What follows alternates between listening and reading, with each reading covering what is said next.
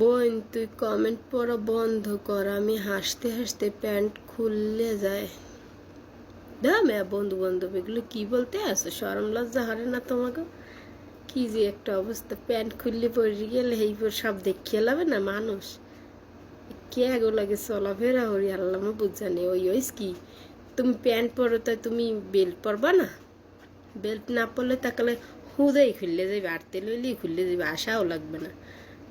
যদি ওই তোমার বেল্ট বুল্ট না থাকে তাহলে একটা কাম হয়, রয়েছে দড়ি আছে না, দড়ি ছাগলের যে দড়ি হেই কাটিয়ে নিয়ে মনে করো কাল মাঝে পেশাই এমন গিট দেবা, মনে করো যে পড়ার মতো আর কোনো কায়দা থাকবে না।